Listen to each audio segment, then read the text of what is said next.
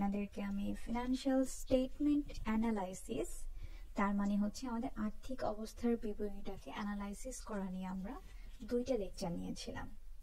সেই 2টা লেকচার একসাথে কম্বাইন করে আজকে আমি রেকর্ডিংটা দিয়ে দিচ্ছি। কারণ হচ্ছে 2টা লেকচারের মধ্যে ম্যাথটা তো 2 ভাগে ভাগ করে ফেললে হয়তো আপনাদের বুঝতে একটু অসুবিধা হবে, এই জন্য সবগুলো ম্যাথ একসাথে কম্বাইন করে আমি একটা লেকচার আপলোড করে দিচ্ছি।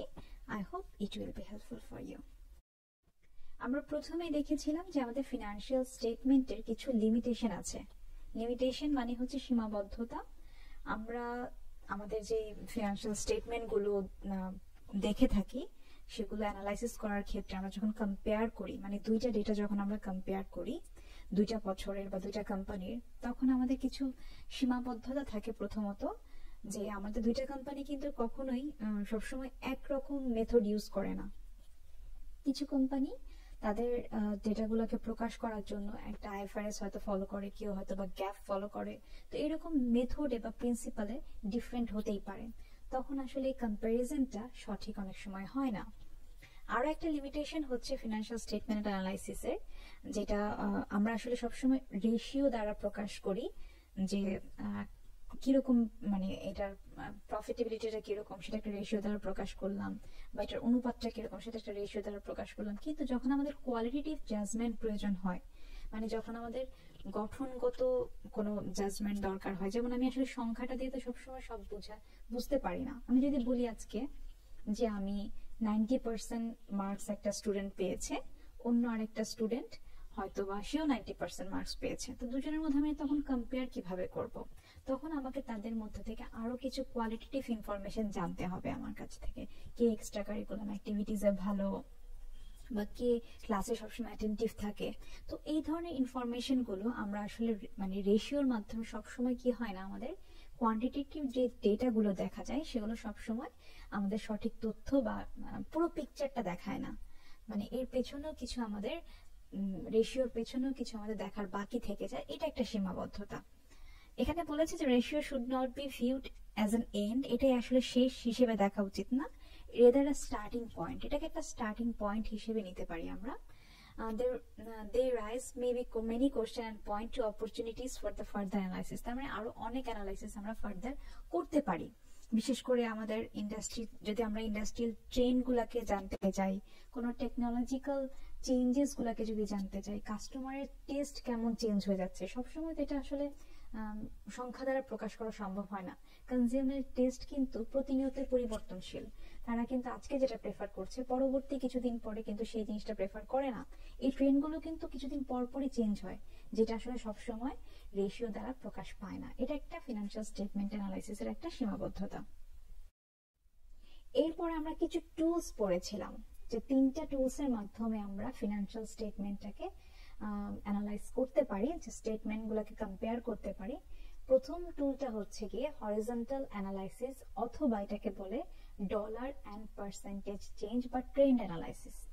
হরিজন্টাল অ্যানালাইসিস মানে হচ্ছে পাশাপাশি অনুভূমি, ইয়ার টু ইয়ার, একটা বছরের সাথে অন্য আরেকটা বছরের পাশাপাশি তুলনা যখন আমরা করি ডেটাগুলোকে, তখন আমরা সেটাকে বলি হরিজন্টাল অ্যানালাইসিস অথবা ট্রেন্ড অ্যানালাইসিস। ট্রেন্ড অ্যানালাইসিস মানে যেমন এবছর শীতের কাপড় অনেক বিক্রি হয়েছে, তা আমি গত বছরের সাথে তুলনা করলাম, গত বছর শীতের কাপড় কেমন বিক্রি হয়েছে। তো এই যে গত বছরের সাথে এই বছরের সেম জিনিসের তুলনা করলাম, এটাকে বলছি আমরা হরিজন্টাল অ্যানালাইসিস। আর ভার্টিক্যাল অ্যানালাইসিসকে আরো একটা নামে ডাকা হয়, সেটা হচ্ছে common size statement. Vertical analysis mainly focus করে রিলেশনশিপ গুলা, ফিনান্সিয়াল স্টেটমেন্টের বিভিন্ন যে অ্যাকাউন্টস গুলো আছে ওদের মধ্যে যে সম্পর্ক সেটা নির্ধারণ করা যায় আমাদের ভার্টিক্যাল অ্যানালাইসিসের মাধ্যমে। তার মানে উপর নিচে, এখানে যেমন আমাদের টোটাল অ্যাসেটের কত পার্সেন্টেজ কারেন্ট অ্যাসেট, তাহলে একটা ইয়ারের মধ্যেই, 2টা ইয়ার কিন্তু না, একটা ইয়ারের মধ্যেই উপরে নিচে যে তুলনাগুলো হয় সেটাকে আমরা বলছি ভার্টিক্যাল অ্যানালাইসিস। থার্ড যে অ্যানালাইসিসটা বা থার্ড যে টুলটা সেটা হচ্ছে রেশিও অ্যানালাইসিস। রেশিও অ্যানালাইসিস মানে হচ্ছে কমন স্টক হোল্ডারদের মানে বিভিন্ন নেট ইনকাম, ডিভিডেন্ড বা স্টক হোল্ডার ইকুইটি, এই যে ফিনান্সিয়াল পারফরমেন্স গুলো আছে, এই পারফরমেন্স গুলোর অনুপাত কেমন আমি যদি জানতে চাই, আমি আমার বিক্রয়ের কত অনুপাত এখানে ভ্যারিয়েবল এক্সপেন্স আছে। তারপর আমি যদি জানতে চাই আমার এই সিএম রেশিও মানে কন্ট্রিবিউশন মার্জিন রেশিওর অনুপাত কিরকম, কারেন্ট অ্যাসেটের অনুপাত কিরকম, সেগুলো আমরা রেশিও অ্যানালাইসিসের মাধ্যমে জানতে পারি। আমরা একটা উদাহরণ দেখব, উদাহরণ দেখলে আমরা এই বিষয়গুলো আরেকটু ক্লিয়ার হব। এরপর আমরা উদাহরণে চলে যাব কিছুক্ষণ পরে। এখানে একটা হরিজন্টাল অ্যানালাইসিসের উদাহরণ দেয়া আছে, এটা আপনাদের বই থেকে নেওয়া। এখানে কোয়ালিটি ডিপার্টমেন্ট নামে একটা কোম্পানির ওদের কনডেন্সড একটা ব্যালেন্স শিট দেয়া আছে, মানে ডিসেম্বর 31 এর 2টা বছরে ডেটা দেয়া আছে, 2013 সালের এবং 2012 সালের ডেটা দেয়া আছে। এখানে আমরা যখন হরিজন্টাল অ্যানালাইসিসটা করব, আমাদেরকে প্রথমেই এই পার্থক্যটা জানতে হবে, কারেন্ট অ্যাসেট কতটুকু বেড়েছে বা কতটুকু কমেছে, এই ইনক্রিজ বা ডিক্রিজটা প্রথমে আমাদেরকে বের করতে হবে। এই যে লাল কালিতে যেগুলো লেখা আছে এগুলো হচ্ছে আমাদের বের করতে হয়েছে, আর কালো কালিতে যে তথ্যগুলো দেয়া আছে সেগুলো হচ্ছে আমাদের অলরেডি প্রশ্নে দেয়া থাকবে। তাহলে আমি এখন দেখি যে আমাদের কারেন্ট অ্যাসেট কতটুকু বেড়েছে। 2012-তে ছিল 9,45,000, 2013-তে এসে হয়েছে 10,20,000, তার মানে 75,000 টাকা বেড়ে গিয়েছে। তাহলে আমি এখন পার্সেন্টেজটা কিভাবে বের করব? পার্সেন্টেজটা বের করার জন্য আমরা অতীতের যে সালটা সেটাকে বেস ধরবো, কারণ সবসময় কিভাবে আমরা বলি যে গত বছরের তুলনায় এবছর শীত বেশি পড়েছে, এরকম কি কখনো আমরা বলি এবছরের তুলনায় গত বছর শীত বেশি? এরকম তো আসলে মানে উল্টা করি না আমরা। আমরা অতীতের তুলনায় আমরা বলি যে গত বছরের তুলনায় এবছর শীতটা বেশি পড়েছে। তাহলে আমরা বলতে পারি গত বছরটাকে বেস ধরে 2012-কে আমরা বেস ধরে আমরা বের করতে পারবো কিভাবে, যে 7.9% ওরা বের করেছে। এখানে আমরা হরিজন্টাল অ্যানালাইসিসটা এটাকে 2012 সালের 9,45,000 টাকায় বেস ধরে 7.9% বের করেছি। প্রত্যেকটার জন্য সেম প্ল্যান্ট অ্যাসেটের জন্য সরাসরি ভাবে আনুভূমিক ভাবে ইনক্রিজ বা ডিক্রিজ বের করেছি। যেগুলো ডিক্রিজ হয়েছে সেগুলোকে আমরা ব্র্যাকেটে লিখেছি। এই যে এখানে যে ব্র্যাকেটে লেখা আছে এর মানে হচ্ছে মাইনাস ফিগার, বা এটাকে বলা হয় ডিক্রিজ। আমরা অ্যাকাউন্টিং এ কখনোই মাইনাস ফিগার লিখি না, আমরা সবসময় অ্যাকাউন্টিং এ ব্র্যাকেট দিই। আমরা একটা উদাহরণ দেখব হরিজন্টাল অ্যানালাইসিসের আরো একটা উদাহরণ, যেটা ইনকাম স্টেটমেন্টের মাধ্যমে। একটু আগে তো দেখলাম ব্যালেন্স শিট, এখন যেটা দেখছি সেটা হচ্ছে একটা ইনকাম স্টেটমেন্ট। ইনকাম স্টেটমেন্ট মানে হচ্ছে আয় ব্যয় বিবরণী, যেখানে আমাদের সেলস থাকে, সেলস থেকে অনেকগুলো খরচ বাদ দেওয়া হয়, তারপর আমরা আমাদের নেট ইনকামটা পেয়ে থাকি। তো এখানেও আমরা আমাদের দেখলাম গত বছর মানে 2012 সালে আমাদের সেল ছিল 19,60,000, আর 2013 সালে সেটা বেড়ে হয়েছে 21,95,000। তার মানে হচ্ছে প্রায় 2,35,000 টাকার সেল বেড়ে গিয়েছে। তাহলে পার্সেন্টেজটা আমরা কিভাবে বের করব? পার্সেন্টেজটা আবারও সেম ভাবে আমরা তখন কি করব, হরিজন্টাল অ্যানালাইসিস করার জন্য 2012-কে বেস ধরে আমরা এই 2,35,000 টাকার পার্সেন্টেজটা বের করব। 2,35,000-কে ডিভাইডেড বাই হচ্ছে গিয়ে 19,60,000, তাহলে আমাদের 12% চলে আসবে।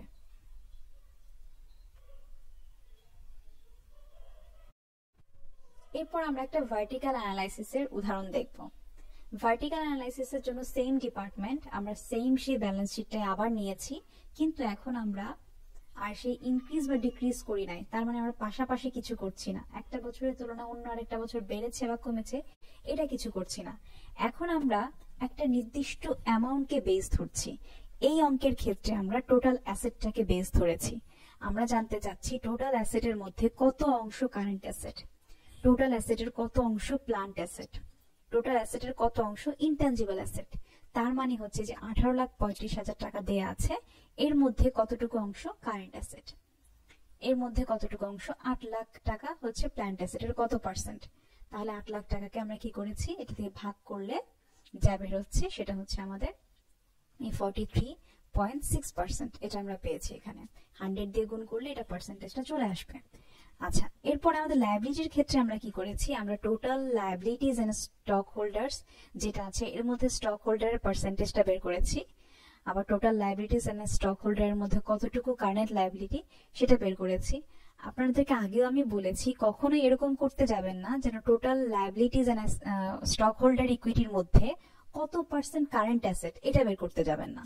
কারণ হচ্ছে গিয়ে টোটাল অ্যাসেট একটা ভিন্ন জিনিস, আর লায়াবিলিটিস এর পার্টটা অন্য একটা ভিন্ন জিনিস।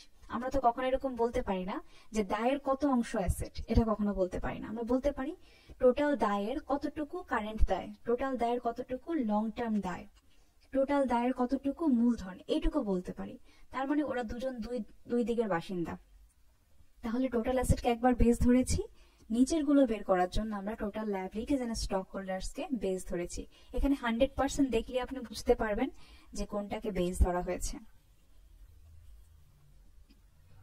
তাহলে আমরা এখানে কারেন্ট লায়াবিলিটিজ এর পার্সেন্টেজটা কিভাবে বের করেছি?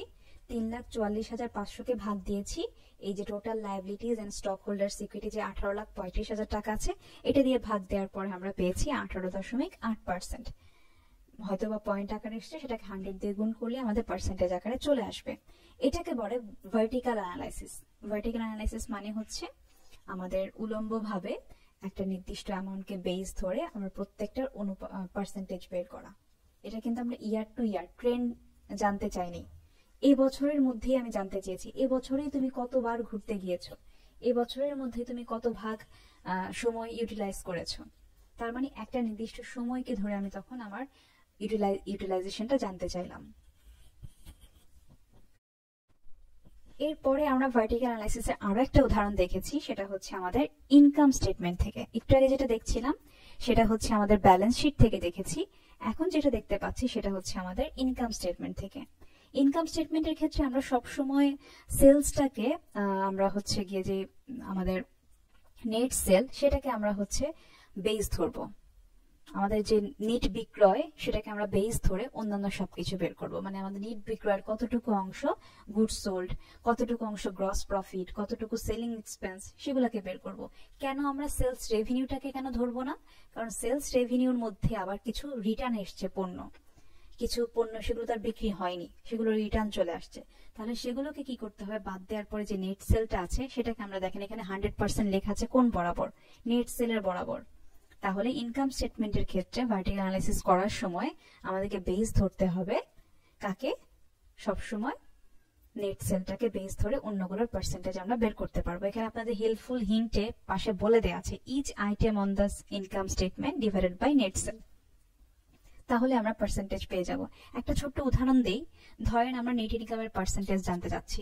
তাহলে এই যে 2,63,800 কে ডিভাইড করব নেট সেল দিয়ে। নেট সেল মানে হচ্ছে এখানে 20,97,000। এটা দিয়ে ভাগ দিলে আমরা কি পেয়ে যাব? 12.6%। এটা হচ্ছে আমার নেট ইনকামের পার্সেন্টেজ। এরপর আমরা কিছু সূত্র পড়েছিলাম, ফর্মুলা পড়েছিলাম। আমরা রেশিওগুলোকে 3টা ভাগে ভাগ করেছি। প্রথমত কিছু হচ্ছে লিকুইডিটি রেশিও, যেগুলো হচ্ছে তারল্যের হার অনুযায়ী। কিছু রেশিও ছিল প্রফিটেবিলিটি রেশিও, যেগুলোকে আমরা আমাদের প্রফিটটাকে মেজার করে, যেগুলো আমাদের লাভজনক যে রেশিওগুলো সেগুলোকে মেজার করে। এরপরে ছিল আমাদের সলভেন্সি রেশিও, এটা হচ্ছে সক্ষমতা নির্ধারণ করে, আমাদের সক্ষমতা কতটুকু বা আমাদের সলভেন্সি কতটুকু সেটা আমাদেরকে নির্ধারণ করে যে রেশিওর মাধ্যমে, সেটা হচ্ছে সলভেন্সি রেশিও। এই 3টা রেশিওর আন্ডারে আবার কতগুলো রেশিও ছিল? প্রথমত লিকুইডিটি রেশিওর আন্ডারে ছিল কারেন্ট রেশিও, অ্যাসিড টেস্ট বা quick ratio, accounts receivable turnover আর ইনভেন্টরি টার্নওভার। সবচেয়ে জনপ্রিয় এর মধ্যে হচ্ছে কারেন্ট রেশিও। কারেন্ট রেশিওটার সূত্র হচ্ছে current asset divided by current liability. তার মানে হচ্ছে আমাদের লায়াবিলিটি গুলা পরিশোধ করার, মানে লায়াবিলিটি এবং সম্পদের অনুপাত কতটুকু। নর্মালি এটাকে অনুপাত আকারে প্রকাশ করা হয়, মানে 1:2 বা 2:1 এরকম অনুপাত আকারে প্রকাশ করা হয়। আর এটা সাধারণত অ্যাসেটটা বেশি হয়। কেন অ্যাসেটটা বেশি হয়? কারণ আমরা জানি যে অ্যাসেট সমান সমান লায়াবিলিটি প্লাস হচ্ছে ওনার্স ইকুইটি। তাহলে এখানে তো ওনার্স ইকুইটি নাই, সুতরাং স্বাভাবিকভাবেই কারেন্ট অ্যাসেটটা সবসময় মোটামুটি ভাবে বেশি হয়। আর কখনো কখনো রেয়ার কেসে কম হতেও পারে। তো এখন যদি আমাদের এটাকে আমরা অনুপাতে প্রকাশ করতে চাই, তাহলে আমাদেরকে কিভাবে প্রকাশ করতে হবে? 1:1 বা 1:2 এভাবে করে অনুপাতে প্রকাশ করতে হবে। এরপরে আমাদের আছে অ্যাসিড টেস্ট বা কুইক রেশিও। এটা আমাদের আরো কিছু কারেন্ট অ্যাসেট, মানে যেগুলো একদম ইমিডিয়েট শর্ট টার্ম লিকুইডিটি যেটা নির্ধারণ করে, সেটা হচ্ছে ক্যাশ, প্লাস হচ্ছে শর্ট টার্ম ইনভেস্টমেন্ট, প্লাস হচ্ছে অ্যাকাউন্টস রিসিভেবল। এই তিনটা জিনিস আমাদের খুব তাড়াতাড়ি আমরা লিকুইড সম্পদে পরিণত করতে পারি, বা এগুলোকে একদম ইমিডিয়েট কারেন্ট অ্যাসেট বলা হয়। এটাকে ডিভাইড করা হয় কারেন্ট লায়াবিলিটি দ্বারা। তার মানে হচ্ছে এটা আমরা কত দ্রুত আমাদের লিকুইডিটিটাকে প্রকাশ করতে পারি সেটা নির্ধারণ করা হয় এই রেশিওর মাধ্যমে। 3 নাম্বার ছিল accounts receivable turnover. Accounts receivable মানে আমরা সকলেই জানি আমাদের দেনাদার, যাদের কাছ থেকে আমরা টাকা পাবো। তো এইটা মেজার করে আমাদের অ্যাকাউন্টসের যে লিকুইডিটিটা কত তাড়াতাড়ি, মানে কত তাড়াতাড়ি আমাদের অ্যাকাউন্টসের রিসিভেবলদের কাছ থেকে আমরা টাকা পাবো, এটা নির্ধারণ করা হয় এই রেশিওর মাধ্যমে। এটাকে আমরা কিভাবে বের করি?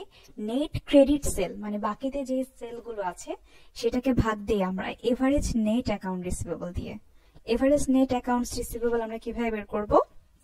2টা বছর দেয়া থাকলে সেই 2টা বছরের অ্যাকাউন্টস রিসিভেবলকে আমি যোগ করে 2 দিয়ে ভাগ দিলে আমাদের এভারেজটা বের হয়ে যাবে বা গড়টা বের হয়ে যাবে। 4 নম্বরে আছে আমাদের ইনভেন্টরি টার্নওভার রেশিও। এটা মানে হচ্ছে আমাদের যে মজুত পণ্যগুলো আছে সেগুলোকে আমি কত দ্রুত নগদ সম্পদে পরিণত করতে পারি সেটা হচ্ছে মেজার করে আমাদের এই ইনভেন্টরি টার্নওভার। এটা বের করার ফর্মুলা হচ্ছে cost of goods sold divided by average inventory. Cost of goods sold আপনাদের ইনকাম স্টেটমেন্টে দেয়া থাকবে, আর এভারেজ ইনভেন্টরিটা কিভাবে বের করতে হবে? এটা আমাদের ইনভেন্টরি যে 2টা বছর দেয়া থাকবে সেই 2টা বছরকে যোগ করে 2 দিয়ে ভাগ দিলেই এভারেজ ইনভেন্টরিটা বের হয়ে যাবে। এরপরে আমাদের যে 6টা আছে প্রফিটেবিলিটি রেশিও, সেগুলো খুবই সহজ। প্রথমত আছে প্রফিট মার্জিন। আমরা যদি আমাদের মার্জিনের পার্সেন্টেজ জানতে চাই, মানে আমাদের প্রফিটের পার্সেন্টেজ জানতে চাই, মানে সেলের কতটুকু নেট ইনকাম হচ্ছে সেটা যদি আমি জানতে চাই, তাহলে কি করতে হবে? নেট ইনকামকে ডিভাইড করতে হবে নেট সেলস দিয়ে। তার মানে হচ্ছে আমাদের এই যে প্রত্যেকটা সেল এক এক টাকা করে যে সেল, সেই সেলস গুলো আসলে কতটুকু ইনকাম জেনারেট করলো সেটা জানার জন্য আমরা প্রফিট মার্জিনটা বের করতে পারি। 6 নম্বরে আছে আপনার অ্যাসেট টার্নওভার। অ্যাসেট টার্নওভার হচ্ছে আমাদের কতটা ইফিশিয়েন্টলি আমাদের সম্পদগুলোকে আমরা ব্যবহার করলাম সেলস বাড়ানোর জন্য, সেটা বের করা যায় আমাদের অ্যাসেট টার্নওভার রেশিও দিয়ে। এটা বের করার সূত্র হচ্ছে net sale divided by average total asset. Average total asset মানে হচ্ছে 2টা বছরের টোটাল অ্যাসেট যোগ করে 2 দিয়ে ভাগ করলে আমাদের এভারেজ টোটাল অ্যাসেটটা বের হয়ে যাবে। 7 নম্বরে আছে আমাদের রিটার্ন অন অ্যাসেট। আমরা ক্লাসে আগেও বলেছিলাম যে এই যে আমার এতগুলো সম্পদ আমি খাটালাম, এতগুলো সম্পদ আমি এমপ্লয় করলাম, এই সম্পদ থেকে আমার প্রফিট কেমন আসতেছে সেইটা মেজার করার, প্রফিটেবিলিটিটা মেজার করার সূত্র হচ্ছে রিটার্ন অন অ্যাসেট। এটাকে বের করতে হয় কিভাবে? নেট ইনকামকে ভাগ করতে হয় এভারেজ টোটাল অ্যাসেট দিয়ে। আগেরটার সাথে পার্থক্য শুধু এইটুকুই, প্রথমটা হচ্ছে অ্যাসেট টার্নওভারটা হচ্ছে নেট সেলকে ভাগ দিতে হয়, আর রিটার্নটা বের করতে হয়। রিটার্ন মানে হচ্ছে আমার প্রতিদান, আমি আসলে কত প্রতিদান পেলাম, নেট ইনকাম কতটুকু আসলো, সেটা হচ্ছে রিটার্ন। এভাবে মনে রাখতে পারেন আপনারা। এরপরে 8 নাম্বারটা বলা আছে return on common stock holders equity. Common stock holder মানে হচ্ছে যারা সাধারণ শেয়ার হোল্ডার, তাদের যে প্রফিটেবিলিটিটা, তাদের যে ইনকাম, তারা কতটুকু ইনকাম করছে সেইটা পরিমাপ করার জন্য আমাদের রিটার্ন অন স্টক হোল্ডার ইকুইটিটা রেশিওটা আমরা করে থাকি। এটার সূত্র হচ্ছে নেট ইনকাম থেকে প্রথমে আমরা প্রেফার্ড ডিভিডেন্ডটা বাদ দিয়ে দিই।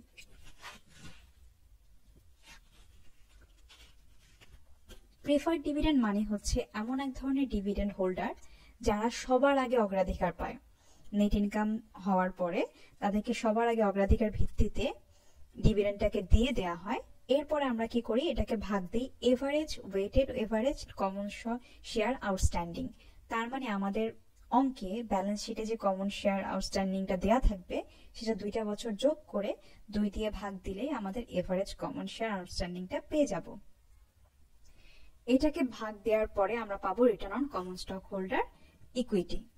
এরপরে 9 নাম্বার যেটা আছে সেটা হচ্ছে আমাদের earning per share. Earning per share মানে হচ্ছে আমার যে শেয়ার আছে, নাম্বার অফ শেয়ার আছে, প্রত্যেকজন শেয়ার কতটুকু আর্ন করে। আমি একটা উদাহরণ দিয়ে ক্লাসে বলেছিলাম যে ধরে নেন আমাদের আর্নিং হচ্ছে 100 টাকা, আমাদের শেয়ার হোল্ডার হচ্ছে 10 জন, তাহলে প্রত্যেকের আর্নিং কত?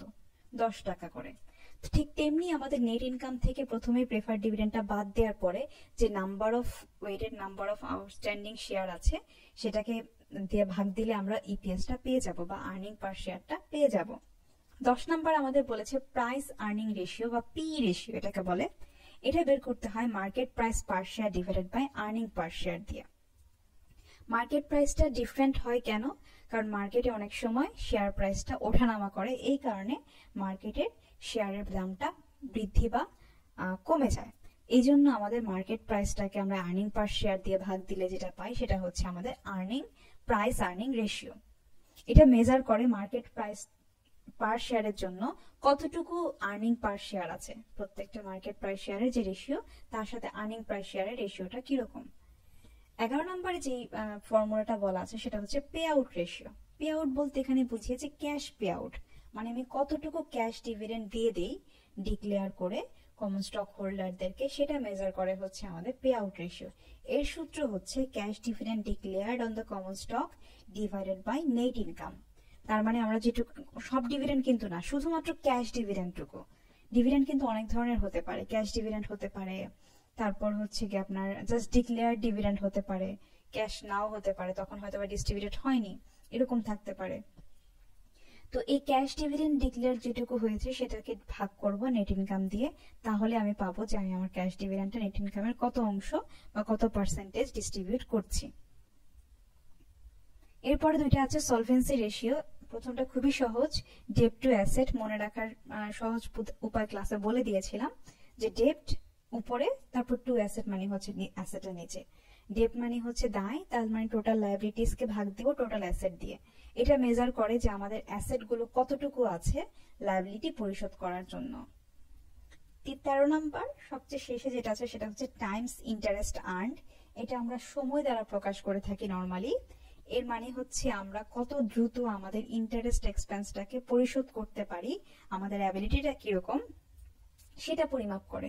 এটা পরিমাপ করার জন্য আমাদের কি দরকার? আমাদের ইন্টারেস্ট এক্সপেন্স এবং ট্যাক্স এক্সপেন্সের পূর্ববর্তী ইনকামটা দরকার।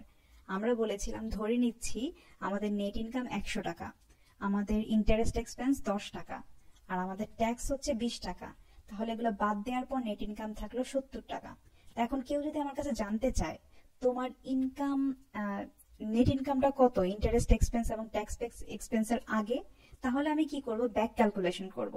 তার মানে পেছনে চলে যাব। এই যে 70 টাকা বের করলাম না, এখন শুধুমাত্র এর সাথে ইন্টারেস্ট এক্সপেন্সটাকে যোগ করব এবং ট্যাক্স এক্সপেন্সটাকে যোগ করার পরে আমি তাহলে আমার নেট ইনকামের পূর্ববর্তী অবস্থায় ফিরে যেতে পারবো। এই পূর্ববর্তী অবস্থাটাকে ইন্টারেস্ট এক্সপেন্স দিয়ে ভাগ দিলে আমাদের টাইমস ইন্টারেস্ট আর্নটা বের হয়ে আসবে। এরপর আমরা একটা অঙ্ক করেছিলাম, জন কালি কোম্পানি, তাদের একটা ব্যালেন্স শিট দেওয়া ছিল আর একটা ইনকাম স্টেটমেন্ট দেওয়া ছিল, যেখানে আমাদেরকে কিছু রেশিও বের করতে বলেছিল। Current ratio, inventory turnover ratio, profit margin, return on asset, return on common stock holders equity, debt to asset ratio, interest earned times interest earn ratio. এগুলোকে বের করার জন্য আমরা একটা টেবিল করেছিলাম। আমরা পরের ঘরে চলে যাই, টেবিলটা দেখি একটু কেমন। এখানে যে টেবিলটা দেখতে পাচ্ছেন, প্রথমে আমরা একটা ঘরে লিখেছি রিকোয়ারমেন্ট, এরপরে লিখেছি ফর্মুলা, এরপর আমরা ক্যালকুলেশন করেছি 2017-এর জন্য, এরপর ক্যালকুলেশন করেছি 2016-এর জন্য। তো আপনারা পরীক্ষার হলে খেয়াল করে দেখবেন যে আপনাদের কোন বছরের জন্য চেয়েছে, দুইটাই চেয়েছে কিনা, বা একটা চেয়েছে কিনা, বা তিনটাই চেয়েছে কিনা। যতগুলো বছরের জন্য চাইবে ততগুলো বছর আপনি ক্যালকুলেট করবেন, ততগুলো ঘর বাড়বে এখানে।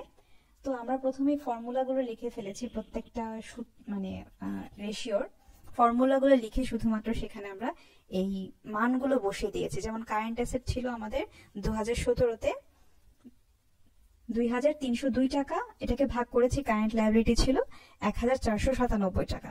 ভাগ করার পরে আমরা পেয়েছি 1.5। তাহলে এর সাথে পাশে কি লিখবো? অনুপাত, মানে 1.5:1 লিখবো, কারণ আমরা কারেন্ট রেশিওটাকে অনুপাত আকারে প্রকাশ করি। মানে এটা 1:2, 2:1 এরকম অনুপাত আকারে প্রকাশ করি।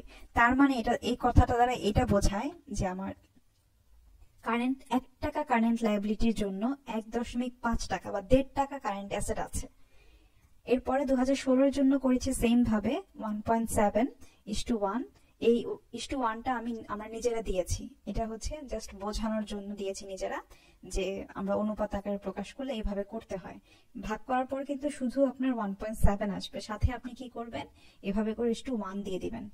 লায়াবিলিটিসটাকে 1 টাকায় চিন্তা করবেন, লায়াবিলিটিসটা 1 টাকা, সাথে যেটা হচ্ছে সেটা হচ্ছে কারেন্ট অ্যাসেট। এরপর আমরা inventory, turnover, profit margin, return on asset সবগুলো একটু আগে মাত্রই বললাম। এখন শুধুমাত্র এগুলোর মধ্যে ভ্যালু বসিয়ে আমরা করে দিয়েছি। একটা শুধু একটু বলি, সেটা হচ্ছে এভারেজ টোটাল অ্যাসেট। এগুলো কিভাবে বের করেছি? এগুলো হচ্ছে 2টা বছরের, মানে 17 এবং 16টা দুইটা যোগ করে 2 দিয়ে ভাগ দিয়েছি, যেখানে আমরা এভারেজ টোটাল অ্যাসেটটাকে পেয়েছি। আর যদি 16 এর জন্য বের করতে যাই তাহলে কি করতে হবে? তাহলে 16 এর তথ্য প্লাস হচ্ছে 15 এর তথ্য দুইটা যোগ করে আমরা 2 দিয়ে ভাগ করলে এভারেজ টোটাল অ্যাসেটটা পেয়ে গিয়েছি। আপনাদের 15 এর তথ্য অবশ্যই পরীক্ষার হলে বা দেয়া থাকবে সাথে, যদি দরকার হয়। এরপর আপনাদেরকে একটা ছোট্ট অঙ্ক করতে দিয়েছিলাম, আপনারা ক্লাসে করেছিলেন। একটা কারেন্ট রেশিও বের করতে বলেছিলাম হেইডেভেন্ট ইনকর্পোরেশনের ব্যালেন্স শিট থেকে, যেখানে টোটাল কারেন্ট অ্যাসেট দেয়াই আছে, টোটাল কারেন্ট লায়াবিলিটিও দেয়া আছে, যেটাকে ডিভাইড করলে আমাদের টোটাল কারেন্ট অ্যাসেট রেশিওটা বের হবে। এই ছিল আমাদের 2টা লেকচার, এখানে আজকে কম্বাইন করেছি ফিনান্সিয়াল স্টেটমেন্টের, যেহেতু একসাথে বোঝাতে চেয়েছি। এই জন্য আশা করি এখান থেকে ইনশাল্লাহ আপনারা 1টা বা 2টা প্রশ্ন পেতে পারেন ফাইনালে।